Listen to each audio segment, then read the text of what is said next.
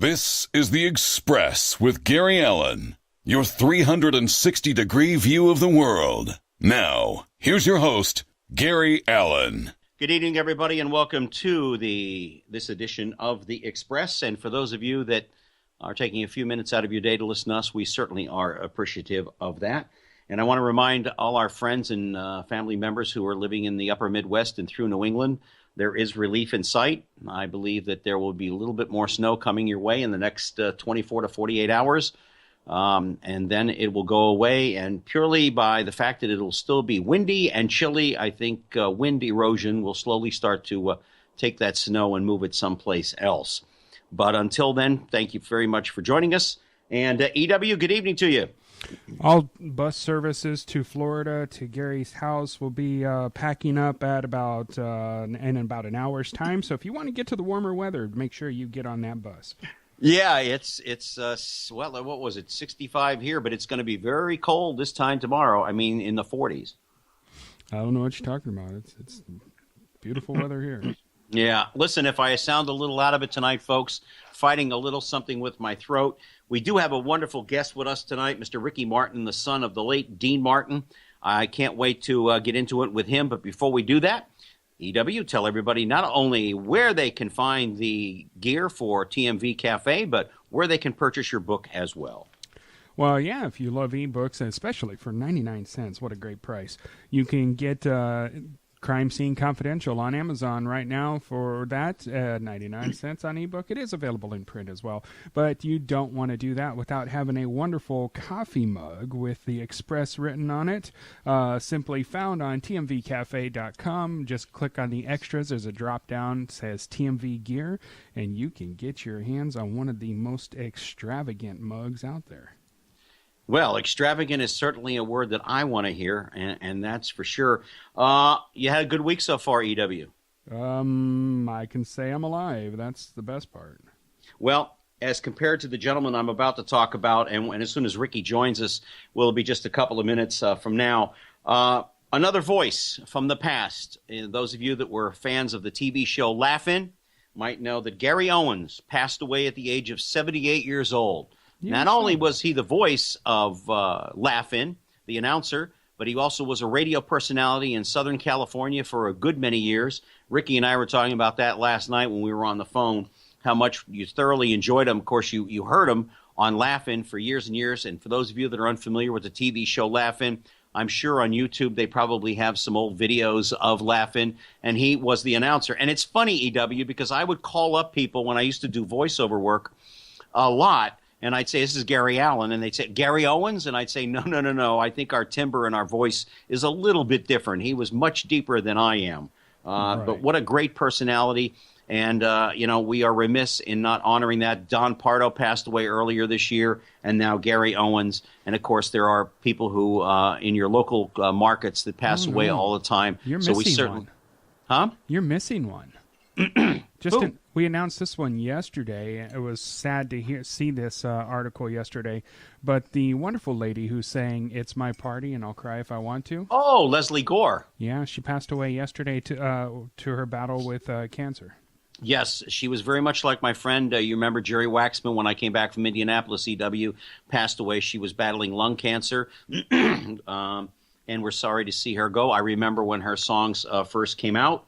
A lot of great entertainers have passed away over this last year, and it's kind of sad, but I mean, that's the way kind of life is. It kind of comes and goes, as it were. People kind of are here today and gone tomorrow, and you have to learn to kind of accept it and live life to the fullest every day, each and every day. So, and by the way, I opened up the show with the fact that talking about all the snow that's accumulated in the New England area, in the upper Midwestern area. My friend Marilyn Green, who hasn't been able to listen the last couple of weeks, but I think she's listening tonight. I know that the temperature in New York this morning was 1. Yeah. And I mean, 1, people were showing up to work on the Today Show because I watched that show early this morning, and they were already sick and they were already sent home. So wherever you are, I hope you're staying warm and you're staying happy. And, we're going to have a good time tonight with Ricci Martin, who I said, again, is the son of the late, great Dean Martin, member of the Rat Pack. We had a great conversation yesterday, and I can't wait for him to join us. I have to ask you a question. Sure. And he's calling in right now as we're doing this, but Okay. I saw the spelling of his name, and Yes. and so he's going to hear me ask you this question. But the spelling of his name, why not Ricci? Because it is, the Italian spelling of it, but Ricky, you want to answer that? Why your name is spelled Ricci? Well, it's Ricci Italiano, of course. Yes. And but when you're in the Americas, if you will, sometimes you get Richie or Ricky. And what I found, it was easier to go with just Ricky, just let it go. But when I go into restaurants, Italian restaurants, or even Asian restaurants, they say Ricci, and they pronounce it correctly. But it was easier to go with just Ricky. there you go. And I know you had another question too, EW. Well, that was the main one of them all, because that was the number one question. They're like, you have who, and I had to explain to them. And no, this is really his name. I know everybody thinks the otherwise. But let me formally introduce you, young man. He's an entertainer. He's a producer. He's a director. He was an actor for a very short period of time. He also has had an album out there produced by Carl Williams of the Beach Boys. But more than anything else, he is now producing a program called An Evening of Dean Martin, Music and More, A Son's Remembrance. Ladies and gentlemen, my good friend, Ricci Martin. Ricky, hello. Gary, good to see you. Good to hear you, rather.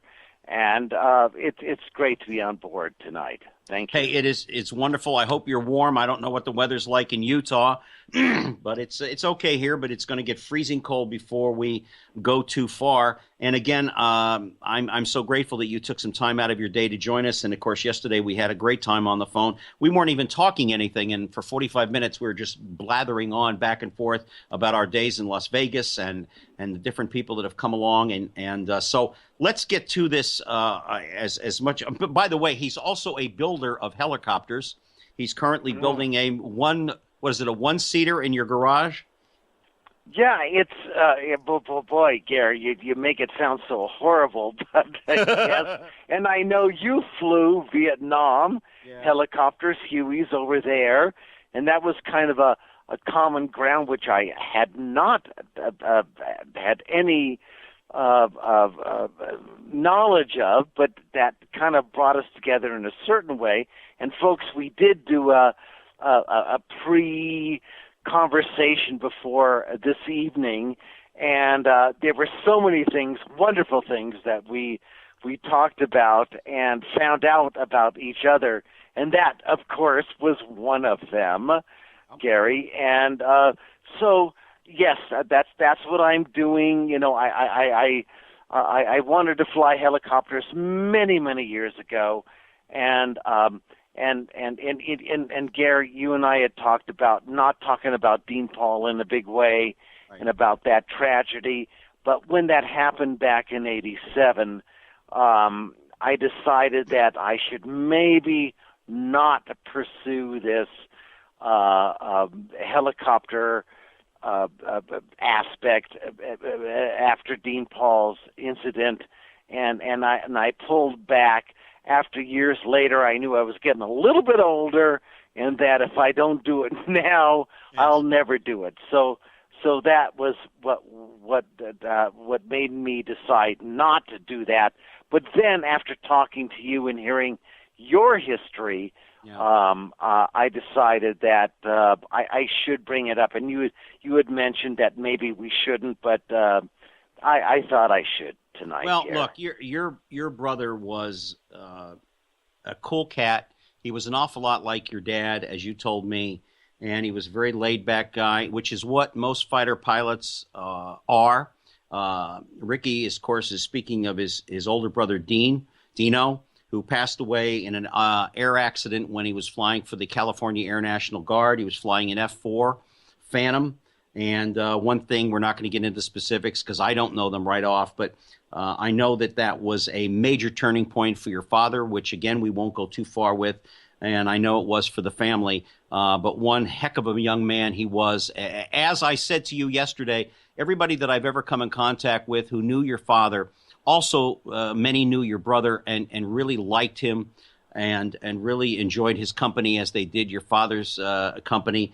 And I must tell you, as I told you yesterday, I met your dad on one occasion in Miami Beach, and I found your dad. I loved your dad. I truly loved your father very much.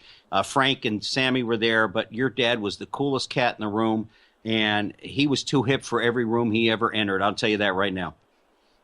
And you know what, Gary? Here was the thing about Dad, and I told you this earlier that, you know, it didn't matter whether or not he was talking to the shoe shine guy at NBC or the head of the production company at NBC. He treated every individual, man, woman, didn't make any difference, the same, with respect. And that was on the sets at Paramount. It didn't make any difference. And he was a guy who had both feet on the ground, and it didn't make any difference to him who you were or what you were. But he respected women, men, the same way, as long as you were fair and treated other people with respect. That's what he admired. And you also said to me that pretentiousness was something he absolutely despised. You know, yes, and I don't want to get into the the people ask me many times when I do the show, you know, what happened between Dad and Jerry? What happened there? Mm-hmm. And the honest to God, it was that these two guys started out very humbly, and they you know, Dad went on stage. He was a crooner. That's what he did. Jerry went on, and he put on a record player, and he mimed and did funny things. One evening, Dad was sitting there next to the record player while Jerry was doing his mime bit to the record player, and Dad thought it would be very funny if he would just skip the needle. You know, the older folks here will know what I mean when you're talking about the record player. Right. And it threw Jerry's game totally off, and Jerry never forgot it. So when Dean came out after that and performed his very serious crooning singing, Jerry came out with a platter, like a waiter, over his head, over his arms, and a towel over his arm, like he was a waiter, right in front of when Dad was singing a very serious song. The audience went nuts over this, and so that's where the actual beginning of Dean and Jerry started, because Dad went right back to Jerry and said, "My gosh, this works so well. Yeah. Why don't we do this? I skip your record, you come out while I'm trying to sing, and then we start arguing, and we do this thing." And that's literally, Gare, how this started. You know, and it's funny, too, because, Jerry himself has said on many occasions that if it wasn't for your father, who was an absolute natural on stage, he was as smooth as can be, that there would have never been the Jerry Lewis that we know today. I agree, but I also have to interject that if Jer were not the same guy he was, it would have never worked also. Yeah. Because he had that innate, one of Jerry's classic lines was when someone were to ask them, how do you and Dean work together? Jerry said, "I work, Dean golfs." And the deal is that Jerry did the work, right, that they they both did what they wanted to do, and that's why the two of these cats worked out so well together, is because they both did what came naturally to them, and of course timing is everything. And your father had impeccable timing, hardly rehearsed on his show, the Dean Martin show, but came in there, knew it, winged it, and he was funny. I mean, your dad, I couldn't wait for him to come out of that little area where the piano player was sitting, jump on the piano, and break into song. And one night, he jumps on the piano, and the whole thing falls apart. Or he went down the fire escape thing, or the fire pole, and it went right through the bottom, and went right through, and he pops up. He says, "Yeah, just send me a drink, would you?" or something along those lines. I mean, your dad was just. I'll tell you, when I met your dad, I thought I had died and gone to heaven, because your dad reminded me of another hero that I never got to meet. And that was a gentleman who I considered a blue-collar worker, just like your dad, and that was Robert Mitchum. I just thought Robert Mitchum and your dad were the coolest cats in town. And, of course, we found out later what made Robert Mitchum so cool. He liked to smoke a little here and there. That is true. But let's back it up for a second here and, get back to which I think was the genius of Greg Garrison, yes, who allowed Dad in this, coming from the Colgate Comedy Hour, who he did a few shows for, and then NBC offered the show, the Dean Martin Variety Show, right, that Greg would allow and got the fact that Dad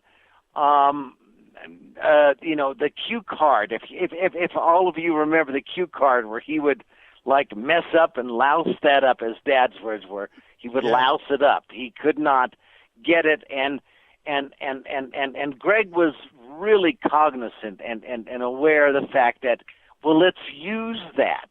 And Dad's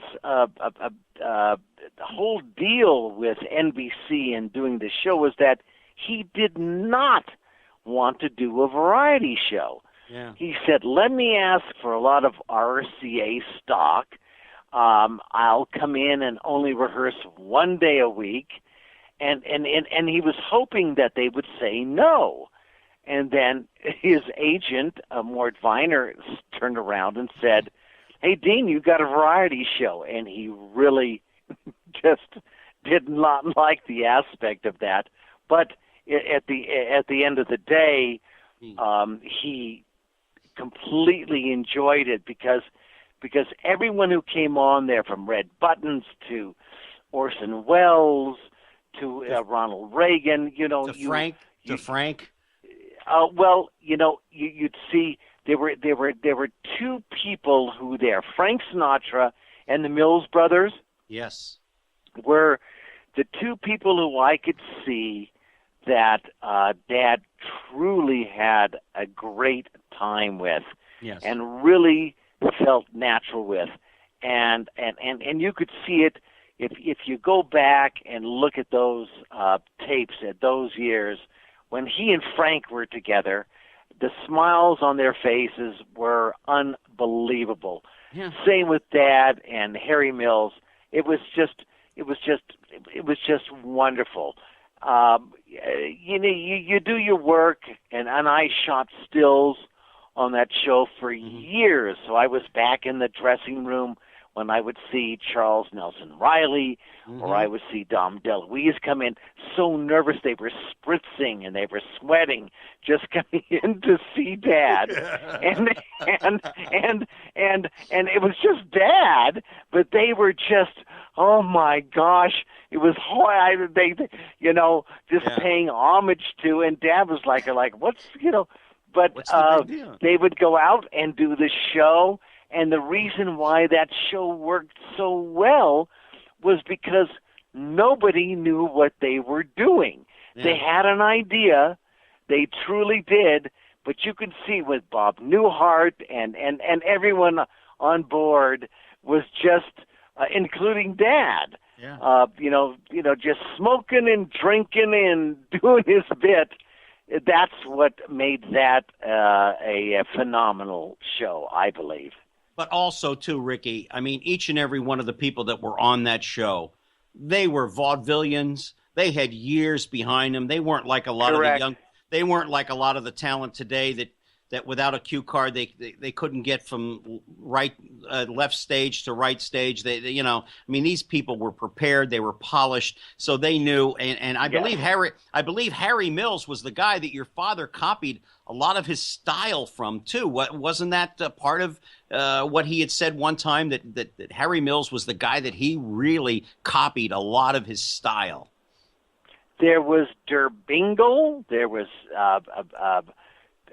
Bing Crosby, who he Harry Mills, and there was another guy, a country western singer, who Dad really kind of fashioned his singing style by, but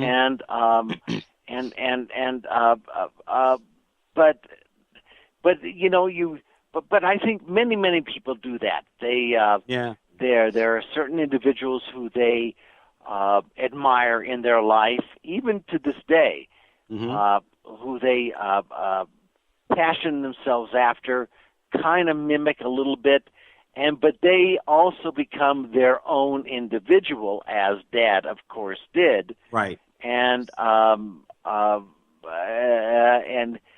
I can hear Perry Como in Dad. Yeah. I can hear Bing Crosby in Dad. I can hear many people in Dad. However, he turned that into his own style, and which made it his own. One question before we get to the other questions I have, because this just came up. I got to tell you something. How close did you get to the Gold Diggers? Now, Gare, what do you mean? Those were. I'm just kidding. My answer is that I don't mean that. I don't mean that. I mean, those girls were gorgeous women. I'll tell you. Were you part of the tell audition? Me, there was,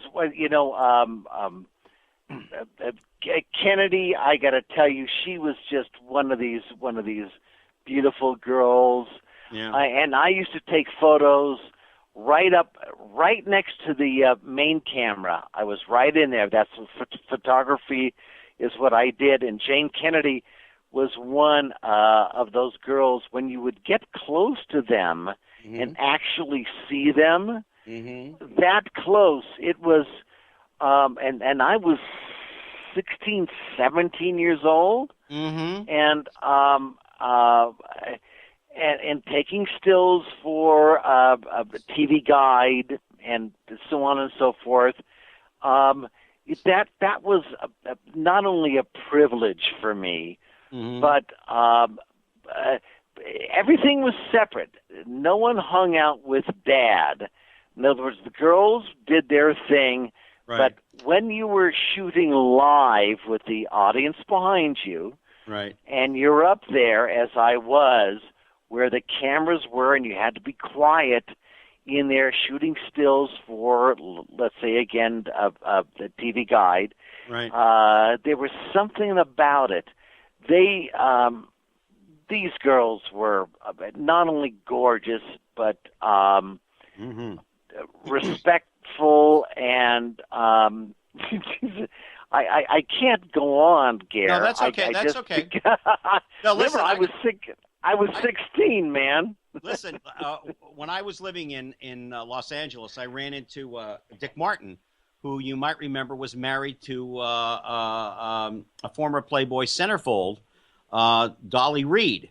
And I ran into them many years later, and there was Dolly with Dick Martin, and I was at the mall. I was working security at the Beverly Center. You remember the Beverly Center. And I do, and I remember Dick and Dolly so well. They were over at my mom's house, who I just saw many times. But I said to him, please forgive me, Mr. Martin, but I would like to thank your wife for helping a young man grow into a much more improved man. And I was trying to put it delicately, and he looked at me in the Dick Martin style, and he just smiled, and he said, "Oh, she helped me a lot too," you know. Okay. And he gave me a big hug, and he was the greatest. God rest his soul, he was the greatest. I'm telling you. You know what? Dick Martin was one of the funniest. Dan, and I got to tell you, was one of the most dry humor, but really, really funny guys. Dick, over the top. But Dolly was a great friend of not only Dad's, but a really good friend of Mom's. My mom, Jeannie. And Dolly was one of those, just a very endearing, naive, if I could even say that, wonderful women who is just one of the greatest. They're both Dick, Dolly. Forget about it. They are right up there in the yes.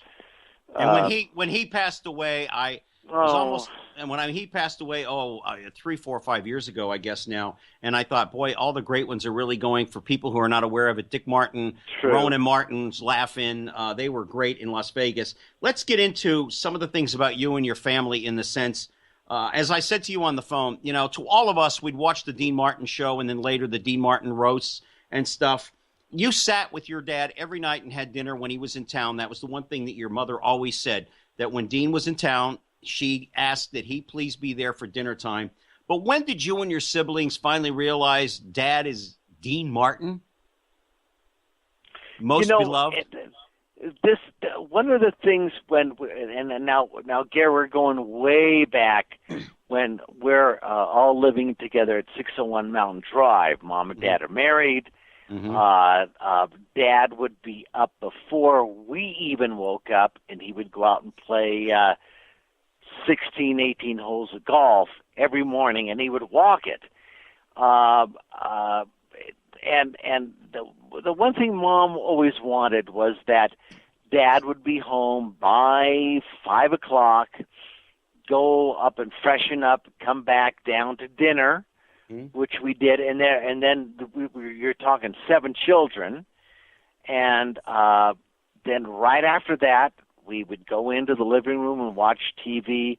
But that's one thing Mom insisted about, is that we do that as a family. And Dad didn't have a problem with that. No. So those were some of the great times of my life with Dad, is that we would just hang out after dinner. And that was it. That was, I mean, and your mom indicated, and so did you on a special about your dad, that, he loved the family. I mean, that's him. That was him. I mean, he loved being part of the family, and I think that's what connected him with Sinatra so much, because Sinatra was basically a family man. And, by the way, before we go very far, because a friend of mine wanted me to ask you this question today, he specifically called up and said, would you please ask Ricky this question? And this is sort of like the Joe Namath deal. And I tried to convince him that he's wrong, but your father drank apple juice most of the time, did he not? Yeah, on stage, Scotch apple juice they had the same cover. Right. And the deal is that I asked all the time in my show, did your father drink as much as everyone thought that he did? And the answer is, of course, no. He did not, because you cannot look, here's a guy who motion pictures, television, recordings, you can't hit your mark, know the lyrics. You can't, the nuance of actually, I don't want to get strange about this, but let's say in Rio Bravo, when you're touching Angie Dickinson's hair, and trying to kiss her, You have to be able to do that without messing up her hair. You have to kiss her, not mess up her hair, and so the way you touch a horse, the way you do everything, you cannot do those things if you are a drinker. That's true. You have to have control. This was an image that they gave to Dad because he had this innate talent for being very kicked back. Yeah. And Jim Simmons, this one guy, this producer, picked up on that and said, Dean, let's roll with it. Let's keep you this guy who's kind of a drunky, kind of pally kind of guy, you know. And that was one of your dad's expressions. Hey, Pally, what's going on? Exactly, and Dad was that type of guy. So this producer really grabbed onto the man Dad was that he was very simple. Dad had both feet on the ground. He treated everyone the same, be it from the head of NBC to the shoe shine guy at NBC. Didn't matter who you were treated the same by Dad. That was it, period. And that's what I always admired about him, was that he was colorblind.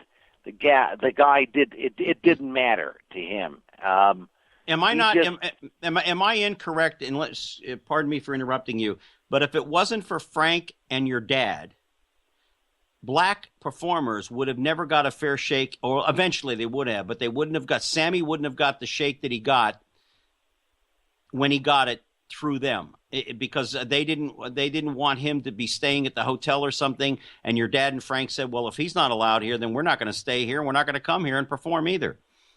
And it wasn't about him not being able to go there, Sammy. It was that he couldn't walk in the front door. And the deal was that neither one of them, and Frank and Dad, honestly, and this is a really commendable aspect about these two men, that they never were, again, I say colorblind, but the point was that Sam, Dad, and Frank had a thing. They had a connection. And the aspect that the hotel or casino, if you will, would ask that one of them, let's say it was Dad, let's say it was the Italian, whoever, would not let one do something the other wouldn't, was outrageous to them. And the point was that if you're not going to let Sam walk in with us through the front door, we're not going through the front door. Yeah. And it changed Vegas because, again, it was a different time in Las Vegas. It was a different time because this was, and I got to be right up front, this was mob. This was not corporate. No. And this was that it was about making money.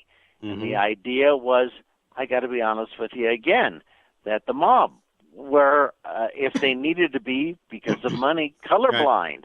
Right. Yeah, sure. Okay, Sam's in. Let's have him come through the front door. And then it gets all into those other stories, about, things that maybe we don't want to talk about. But, No. But the point is that they did start a new a generation, I think, that they did in Las Vegas, for many, many people. I saw your dad once on the Tonight Show with Carson, and this question and the next one are the last two about your dad, and then we're going to get to you because your life has been fascinating as well. We have Ricci Martin on here, the son of the late Dean Martin, as well as an entrepreneur himself, a businessman, producer, director. I I saw your dad on the Tonight Show one night, and a performer had on a lot of jewelry. And back in the day, Sammy used to wear a lot of jewelry. So Johnny said, "So where'd you get all the jewelry?" And your dad said, "I think he went to Sammy's house for the sale." You know. Yeah. And there's an inside story to that, folks. Sammy went through some financial difficulties from time to time, and he had to sell homes and jewelry and stuff. But your dad was funny. One last question about your dad, in a sense. What would your father and what do you think about all these Dean Martin impersonators, number one? And number two, please relay the story to everybody about the Dean Martin impersonator letting you in on some family information that he didn't think you had. Well, here's the deal. Dad, having people keep Dad's image alive, I think is an incredible thing. Mm-hmm. Whether they're good or bad in their impressions of him doesn't matter. The idea that there are individuals out there who pretend to be my father, mm-hmm. who make money from that, mm-hmm. shows how powerful my father was. Yeah. And that includes Frank and Sammy. Yeah. The idea that one can sort of look like and sort of sound like, can make a living at it, is how great these men were, and that I find just wonderful, and I hope it goes on forever, and I admire them, mm-hmm. and I ask them to continue it as long as it is available, because sooner or later it's going to run out, because generations are changing, and sooner or later that's going to go away. Yeah. And what was your next question, Gare? I'm sorry. That's okay. You and I, you related a story to me last night about you were somewhere and there was a Dean Martin impersonator and he wanted to inform you where your father purchased certain items. Oh, yes. As if you didn't know. Sometimes. Oh gosh, and I don't want to poo-poo anyone on this, but sometimes people who have adored Dad for so many years find that they actually know Dad better than his son does, and so I've found myself in situations where they want to inform me where Dad got his shoes. And again, I'm Dean's son, and I know where Dad got all his shoes. Yeah. But there are people who find, and this is an endearing thing, Gary, mm-hmm. that they're not trying to insult me. What they're trying to express to me is that they can help me, if I need to know where Dean got his slippers was Di Fabrizio, and I totally get it, and I totally understand it, but that's how much people love Dad. Oh, yeah. Go ahead. Between you and your sister Dina, who Dina Martin is out there as well with her Absolutely. show. With her show, I think she's in Las Vegas now. I'm not, if I'm not too incorrect, but let's talk a little bit about, number one, you made a movie. You had a wonderful acting career. You rose to the top of the acting profession with a little movie called Just Tell Me You Love Me, which somebody characterized it as Just Tell Me It's Over, with Lisa Hartman, who was a heartthrob for me, which was a year after you had cut a record with Carl Wilson of the Beach Boys. You used to open for the Beach Boys. So that was an early part of your career. Did you find your name got you in the door quicker in some cases, but not, and for people who don't understand it, you might be able to get in with Ricci Martin's name, but you better produce as soon as that door closes behind you? Absolutely. There was no doubt about that me being Dean Martin's son, because I was not an actor. If anyone were to actually go rent the DVD, no, not the actual. That's it. That's on A-Track. The soundtrack is still on A-Track. Okay, thank you, Gary. You're welcome. You're welcome. Yes, but being a fan of Lisa Hartman, God, I love Lisa Hartman, and I told you, the other day that she's obviously just gorgeous. Clint Black now she's married to, she just was gorgeous, but she reminded me of my sister, Yeah. So it just if she ever hears this interview, she'll finally get it. But it just was one of a horrible movie, and but it was fun to do. We went to Maui and did all that kind of stuff. But I would have never have had that opportunity unless I was Dean Martin's son, But with Carl Wilson and the album that we did, Carl and I were. Long story short, Carl was. If you go way back and remember Dino, Desi, and Billy. Yes. That Desi and Billy was married to Carl Wilson's sister Annie, and Carl and I got very, very close, and I would play piano at his house once in a while, and he heard a song that I wrote, and he wanted to record it, and that led to an album. Which led to opening for the Beach Boys and going on tour with them, and that's how that whole thing happened.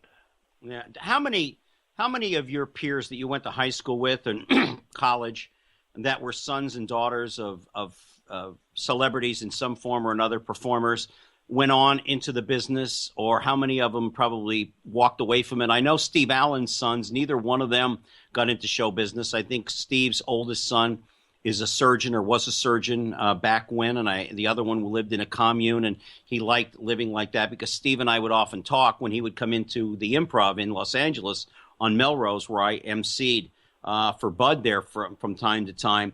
How many of your peers who were related to celebrities actually went in the business, or did many of them just go other directions? Well, we went to my mom, Jeannie, God bless her.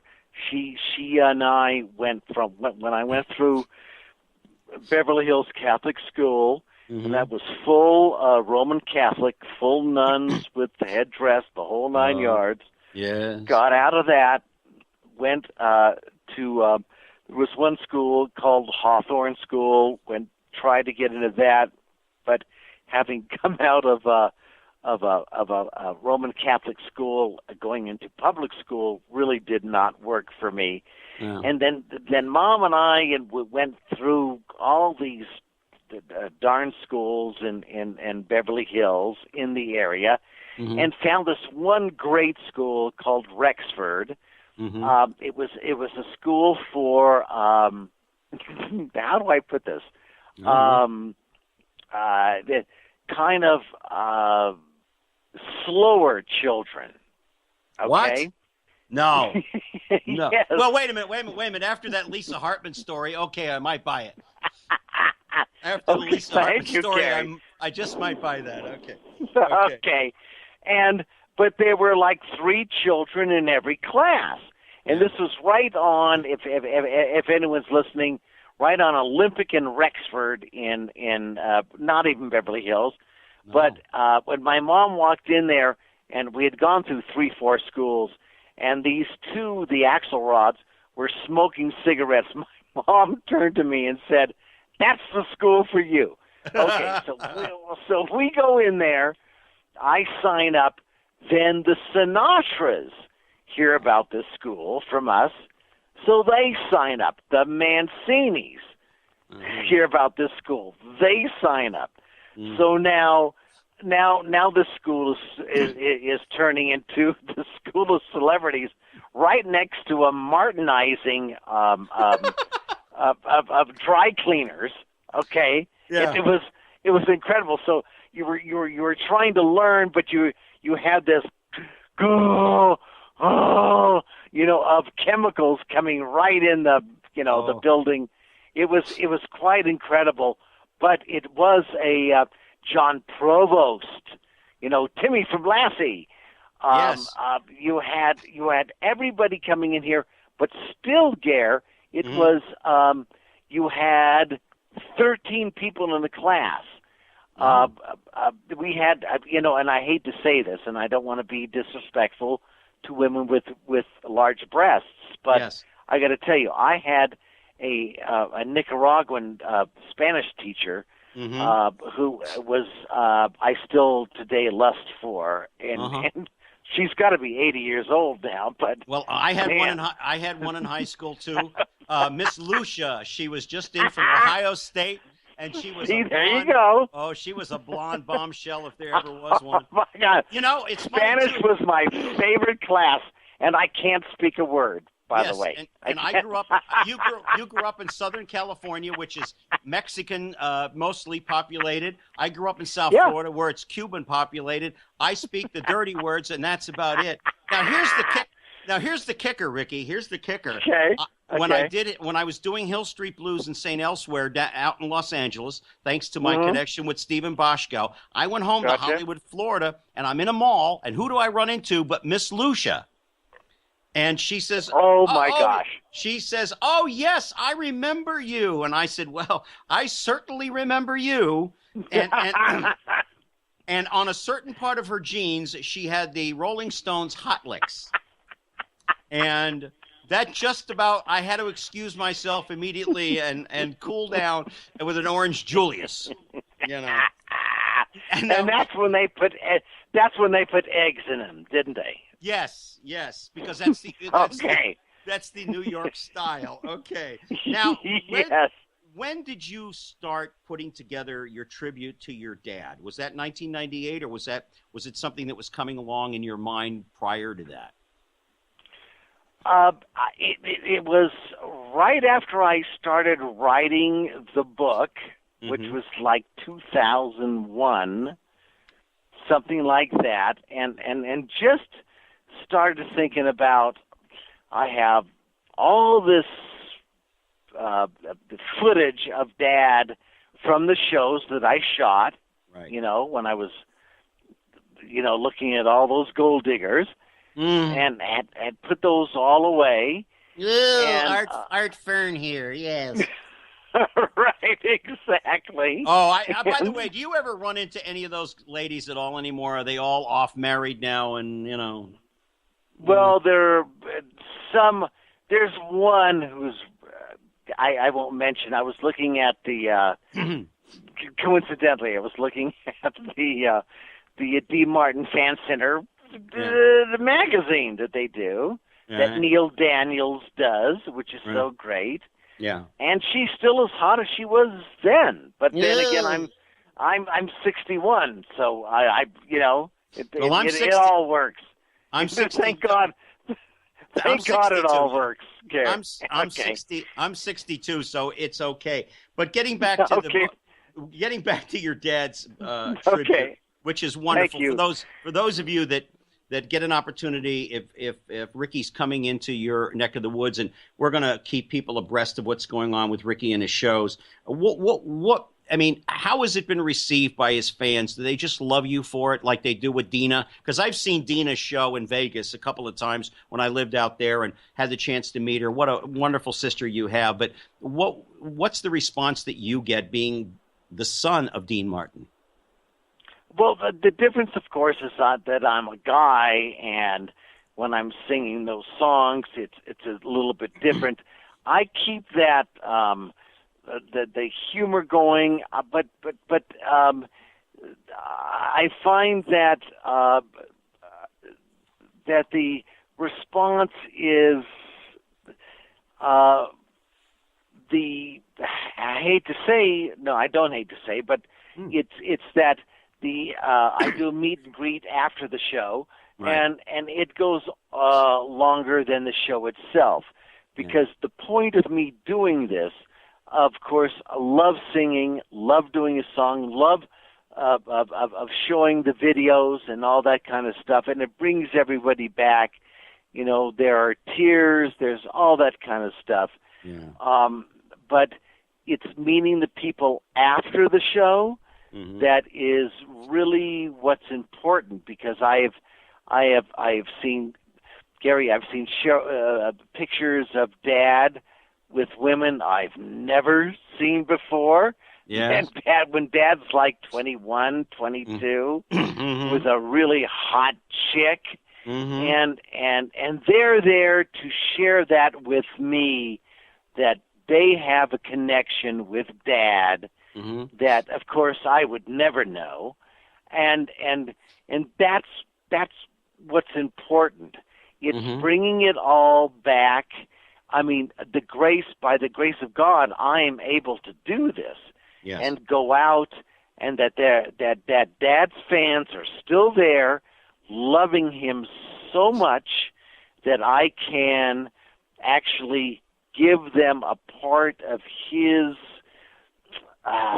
lifestyle, right? But then also at the end of the show, be out there and let them kiss me, hug me, and let me hug them and kiss them, and be a part of their life again, and they get to touch Dad at one more time. That's the point of the show. I go out and sing and do his stuff. I don't do Dad. I don't do try to be him. I go into the audience and talk to them, ask questions. It's very funny. This is a celebration of Dad's life. This is not a show where I'm detached. This is me being one with the audience that evening or afternoon, whichever it may be. But the point is that the real show is after, when I get to meet the people and they get to show me what they have seen, and they gleamed from Dad's life for them. And that's what brings me to tears at times. I swear, it's beyond belief. Oh yeah, I mean, because you were talking about generations maybe dying out and maybe the musical. I really don't think that anybody on this earth, as long as there is a way to listen to the Rat Pack or to listen to your father or Frank or Sammy, I don't think they'll ever die out. You know, your dad and Frank and Sammy they're like a double-breasted blazer. They're always in style. They never go out of style, and they're always wonderful to see when they're accompanied by other things. And I know you do a great job. What did you learn from your dad that you carry on today that has made you the man that you are, in spite of the Gold Diggers and Lisa Hartman? Yeah, Gary, the one thing is that, Dad used to talk about the men he used to work with on motion pictures, and he was a very private guy. He would, my mom, God bless her, Jeannie, who is hanging in there. She would have her parties, and Dad would come down. He'd do 45 minutes, something like that. Right. But he would want to go back upstairs and go to bed. And at a certain point, because his bedroom was above the living room, he would actually call the police on Mom's party. And I'm not kidding you. Oh God. And he would say, "Yeah, I'm a neighbor up the street, and I'm this party is going on, and it's too late now." And Gary, he would do this 2-3 times. The police would come over, and they would break up the party. And Mom, Jeannie, was furious. Like, who is this neighbor? What the hell's going on here? And then finally, like the 4th or 5th time, Dad would do it. And it wasn't often, but he would. And the police officer said, finally, because again, this is Dean Martin calling. Right. You know, hey, Pally, there's a party going on down the street. And the sergeant said, Mr. Martin, we know it's you. We'll send the police right over. So they always knew it was Dad calling. They just let him know finally at the fourth or fifth party. But they knew, and I always took that as a wonderful thing that, you know, those days back in the 50s that the police were so different. Oh, yeah. But what I learned, what I gleaned from Dad was, again, what I mentioned earlier, was that, again, whether you're the head of Paramount or you are a grip at Paramount, Yes. it didn't matter to Dad. And this is honest to God truth. Hey, Pally, how you doing, Pally? How you doing? He would treat the guys the same way. Right. And whether the head of Paramount found that an insult didn't matter to Dad.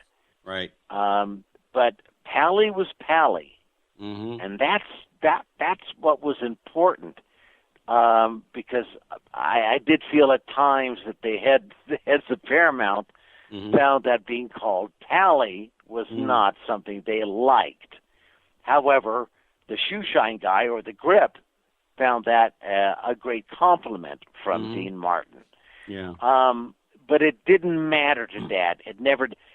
Charles Bronson, the one that Dad told me one time, Charles Bronson, they did a movie together, and he said, you know, Pally, I liked the idea, you know, Charles Bronson, after when they would cut, all right, we're done. Right. Let's get together tomorrow at 6:30. That Bronson he would go next to a tree and just sit there. And Dad really liked that because that was like Dad. Because everyone wanted to talk to Dad. They wanted to chat. They wanted to find out what he was about and what he liked and didn't like and and he always found those individuals, and that includes Frank, by the way. Yeah. That you know, no one would leave him alone, and all he wanted to do was be left alone and go home and see his family, and that's what Dad wanted to do. And what I learned from that, Gary, was that you know, humble, humility. That's really important if you're a star. I give accolades to like a Brad Pitt, like a George Clooney. You know, these are guys who stay out of trouble, do what they do, big stars, and I appreciate that. And these are actually a couple guys who I know that they came really up the hard way. admired Dad, you know, in a big way because of that lifestyle where you don't have to be. You don't have to be on all the time. You don't have to be on all the time. Yeah, I'm not going to mention any names, but you don't have to. You don't have to act like a big shot to be a big shot. If people know who you are, when you walk in a room, you don't have to tell them. By the way, the name of the movie that your dad was in with Charles Bronson was Four for Texas, if I remember correctly. That is correct. What is your favorite Dean Martin song when you get on stage, or the one that brings the most applause? Is it Everybody Loves Somebody, or is it A Kick in the Head, which is one of my favorite songs? Or what's your favorite Dean Martin song? We only got a little bit of time left. Well, I would say that the classic, of course, is Everybody Loves Somebody. But when you have to keep in mind when I do this, there is video that follows, which also enhances the moment. Memories Are Made of This is probably one of the greatest. But I also do a One of the dearest friends of my mom and my dad was Nat King Cole, Mm-hmm. and I do not a tribute because I hate the word tribute, but I do one of his songs with a slow motion motion pictures of Dad. Yeah. And it is Smile, which is that Dad never did, but Nat did do, but I do with Dad's slow motion pictures of all of his films, and it's something to behold. Ricci, I want to thank you so much. I know you're only going to stay a while, but we have been an hour. We've actually run a little bit over. Anybody wants to find out, you go to rickymartin.com, find out where he's performing. I will keep you abreast of what's going on. Ricci, thank you so much for joining us here on The Express. Gary, it's been my absolute pleasure. And I just want to say to everybody out there, thank you for taking an hour out of your day to join us here on The Express. Until next week, please take care of yourselves and each other. You've been listening to The Express with Gary Allen. Join us here every Tuesday night at 10 for more captivating talk with Gary Allen. See you next time on The Express.